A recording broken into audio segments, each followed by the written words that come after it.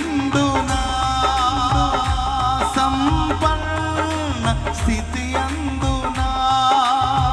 నడచినను ఎగిరినను సంతృప్తి కలిగి యందు అందరూ నిత్యము ఆరాధనకు నాదారమా